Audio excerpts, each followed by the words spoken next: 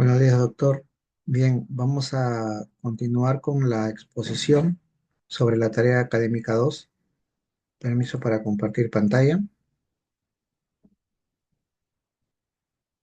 Bien, el tema que me ha tocado realizar para la exposición es sobre contratos de arrendamiento y hospedaje, pero en esta oportunidad solamente se va a realizar la exposición del primero tal cual la indicación de la clase mencionada. Eh, Para comenzar con la exposición sobre los contratos de arrendamiento, nos ponemos a pensar si es que las personas civiles, las personas de a pie, de día a día, realmente conocen cómo poder realizar contratos que les pueda brindar seguridad jurídica. En esta oportunidad, como contratos de arrendamiento. Muchas veces hemos visto que personas alquilan sus casas durante un cierto periodo, pero que muchas veces pues termina siendo un problema. Y para que ello no suceda, se deben establecer buenos contratos de arrendamiento. Ante esto se plantea lo siguiente, ¿no? Juan Pérez es propietario de un bien inmueble en el distrito de Puente Piedra de la ciudad de Lima. Él ha recibido una propuesta laboral fuera de la capital y está pensando en arrendar su bien para que de esta manera su propiedad no se encuentre abandonada durante el tiempo que esté fuera. Esta situación muchas veces resulta en la vida cotidiana, pero para tener seguridad jurídica debe de realizar un arrendamiento del bien mediante un contrato escrito. Por otro lado, María Ramírez está de vacaciones en la ciudad del Cusco y decide hospedarse en un hotel cerca a la plaza. Ella cuando ingresa a su habitación lee un aviso que menciona lo siguiente: el hotel no se hace responsable de la pérdida de los objetos que pueda asumir el cliente. Este caso también es muy común, pero ¿realmente Juan y María están haciendo lo correcto o tal vez desconocen el correcto comportamiento jurídico de cada una de las partes relacionadas al arrendamiento y al hospedaje? Ante esta situación surge la siguiente pregunta controversial: ¿de qué manera Juan y María podrían establecer contratos de arrendamiento y hospedaje de manera efectiva para poder tener seguridad jurídica? Ante esta situación, presentaré argumentos razonables que justifican qué se debe hacer para poder realizar contratos de arrendamiento de manera efectiva. Ante esto, planteamos la importancia de los contratos de arrendamiento.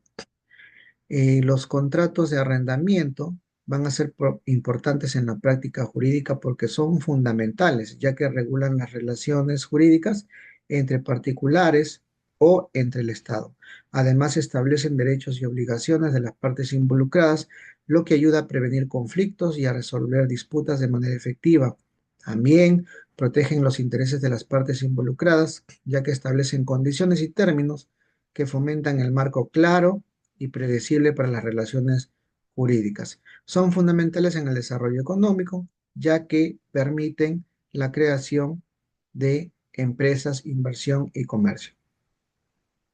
Los objetivos de los contratos de arrendamiento en la práctica jurídica en el Perú establecen nuevamente, como se mencionó, una relación jurídica entre el propietario del bien inmueble, que se le conoce también con el nombre de arrendador, y la persona que va a obtener el bien por una cuantía, que sería el arrendatario, que desea utilizar dicho bien por un periodo determinado. Los objetivos específicos del contrato de arrendamiento son los siguientes: la cesión de uso y disfrute del bien. En este sentido, el arrendador cede el uso y el disfrute del bien al arrendatario por un periodo determinado. A través de una paga de renta, el arrendatario se compromete a pagar al arrendador el uso y disfrute del bien. Además, se debe establecer condiciones en ese uso, incluyendo la duración del arrendamiento. El precio de la renta y las obligaciones también deben estar presentes. Proteger los derechos de ambas partes. Este contrato protege a ambos, incluyendo los derechos del arrendador para recibir una renta y el derecho del arrendatario a utilizar el bien. En nuestro Código Civil, en el artículo 1666, menciona lo siguiente. Por el arrendatario, el arrendador se obliga a ceder temporalmente al arrendatario el uso de un bien por cierta renta convenida. En ese sentido, el contrato de arrendamiento, ubicado dentro del libro 7 sobre fuentes de obligaciones, sección segunda de los contratos normativos del título 6 del Código Civil de 1984, ha sido regulado de manera autónoma. El código vigente da un tratamiento distinto desde su denominación, continuando con la distinción que hace respecto a los servicios. Además, hay que mencionar que la doctrina en este caso también menciona sobre los contratos de arrendamiento. Según Villota 2024 se menciona que el artículo 16.6 del Código Civil define al contrato de arrendamiento como aquel por el cual el arrendador se obliga a ceder temporalmente al arrendatario el uso del bien por cierta renta convenida. Un elemento fundamental del contrato de arrendamiento es la cesión de uso temporal de un bien. El arrendador se obliga a una prestación de dar que consiste en la entrega del bien al arrendatario, pero se obliga también a un hacer que consiste en la obligación de mantenerlo en el uso del bien conforme al inciso 1 del artículo 1680 del Código Civil. Por otro lado, hay que mencionar que las características del contrato de arrendamiento son las siguientes. Tiene característica principal porque tiene existencia independiente, es independiente de otros tipos de contratos. Tiene característica consensual porque se requiere intención de contratar de ambas partes mediante el actuar y no una obligación. Tiene tracto sucesivo. Por su naturaleza misma necesita una duración determinada que pueda tener vigencia en el tiempo. Además es bilateral porque engendra o nace una serie de derechos y obligaciones recíprocas tanto para el arrendatario como para el arrendador.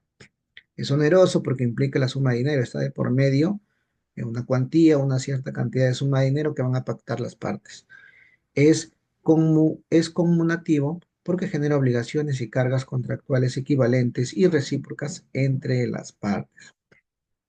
Hay que mencionar también que de acuerdo al derecho comparado en esta investigación, se ha podido identificar que hay una cierta relación en la región, en la zona y también en lo relacionado a Sudamérica y Europa. Todos los códigos sí tienen especificaciones que regulan los contratos de arrendamiento, hasta inclusive de manera muy particular la forma de terminarlos. Por ejemplo, su regulación del derecho comparado español, argentino y francés. Menciona el derecho español. En España, la regulación de los contratos de arrendamiento se encuentra en el Código Civil, que establece las normas generales para la celebración, la ejecución y hasta la extinción de los mismos. Algunas características destacadas al derecho contractual son la libertad contractual, eso quiere decir que ambas partes lo hacen de manera voluntaria, que es un principio fundamental. Los contratos deben ser celebrados de forma escrita, no verbal. Según sea el caso, la capacidad para contratar es un requisito esencial. También posee causa y el objeto de contratar debe ser lícitos y posibles. En el Código argentino, la regulación de los contratos de arrendamiento se encuentra también en el Código Civil y Comercial, que unifica la normativa civil y comercial en uno solo. En el Código francés, la regulación de los contratos de arrendamiento también se encuentra y establece normas generales para la celebración entre ambas partes. Como aquí podemos notar, pues se encuentra regulado el contrato de arrendamiento en los códigos mencionados. Entre las similitudes y diferencias entre los códigos mencionados anteriormente, podemos decir que entre las similitudes existe la libertad de las partes para poder hacer el documento contractual. También que la causa y el objeto del contrato debe ser lícito y posible en todos los países. Algunas diferencias para mencionar, podemos decir que dentro de la normativa peruana y de los países mencionados, la regulación de los contratos se encuentra en el Código Civil, mientras que en Argentina varía porque se encuentra en el Código Civil y comercial. En España, la regulación de los contratos es más flexible que en el Perú, ya que permite la celebración de contratos verbales. Eso para especificar. Por otro lado, hay que mencionar algunas eh, obligaciones que va a tener en este caso el arrendador, como también el arrendatario. En consecuente, podremos decir que el arrendador se va a ver obligado, por ejemplo, a mantener al arrendatario en el uso del bien durante el plazo del contrato, también que va a realizar durante el tiempo reparaciones necesarias, según el artículo 1680, pero la principal obligación del arrendador es entregar el bien arrendado en buen estado al arrendatario al momento de su entrega. Otras obligaciones, de acuerdo al artículo 1678, las obligaciones básicas del arrendatario se encuentran reguladas en el artículo 1681 del Código Civil. Entre ellas podemos tener algunas, como por ejemplo, al recibir el bien, debe cuidarlo diligentemente, debe pagar puntualmente y en el plazo establecido la cuantía, debe dar aviso inmediato al arrendador de cualquier usurpación, a pedir al arrendador que inspeccione por causa justificada del bien previo aviso, por lo menos en 7 días, de no hacer uso imprudente del bien o contrario al orden público, a no introducir cambios ni modificaciones del bien, a devolver el bien al arrendador al verse ha vencido el plazo, a cumplir con las demás obligaciones. También tenemos dos tipos de contratos, como habíamos visto también en clase, ¿no? Tenemos el contrato de duración indeterminada. El plazo de este tipo de arrendamiento no puede exceder los 10 años. En el caso, el bien arrendado pertenezca a entidades públicas o incapaces, el plazo no será mayor de 6. Todo plazo o prórroga que exceda los términos señalados se ve reducido a plazos antes mencionados. Por otro lado, la duración determinada es totalmente lo contrario. Las características del contrato de duración determinada son o tienen una duración específica. Esto quiere decir que el contrato va a establecer una duración determinada que puede ser expresada por días, meses, años. También se va a establecer la fecha y el fin, tanto del inicio como el final. El contrato establece obligaciones específicas que cada una de las partes debe respetar. También tiene una terminación automática. El contrato termina automáticamente al finalizar el periodo establecido en el mismo contrato. Las conclusiones sobre el contrato de arrendamiento. Se ha llegado a lo siguiente. La seguridad jurídica es esencial para garantizar la estabilidad y la predictibilidad de las relaciones contractuales. Por otro lado, es importante que los ciudadanos tengan conocimientos relacionados a la elaboración de contratos de arrendamiento y hospedaje, para hacer respetar sus derechos, pero también para cumplir con sus obligaciones. La regulación sobre el arrendamiento debe ser clara, precisa para evitar ambigüedades y conflictos. Otorgar seguridad jurídica a los ciudadanos debe ser el principal fin. Por otro lado, otra conclusión es que la autonomía de la voluntad es importante para permitir que las partes negocien. Nadie está obligado, todo es de manera voluntaria. Por lo tanto, acuerdan los términos o cláusulas de contrato. La protección de los derechos de las partes es esencial para garantizar que los contratos sean justos y equitativos. También la regulación peruana sobre contratos, en este caso de hospedaje, que también es parte de la investigación, se encuentran en varios cuerpos legales, incluyendo el Código Civil y el Código de Comercio. Es importante que el Estado cree espacios educativos donde los ciudadanos puedan conocer o tener alguna idea de cómo ejercer derechos. También la regulación peruana establece derechos y garantías para los huéspedes, incluyendo el derecho de un alojamiento seguro, limpio y el derecho privado. En base a las conclusiones del contrato de arrendamiento y a la tesis presentada, consideramos en este caso que Juan y María van a conocer, de acuerdo a esta investigación, ahora cómo van a poder proceder de acuerdo a ley para que puedan establecer contratos de arrendamiento correctos.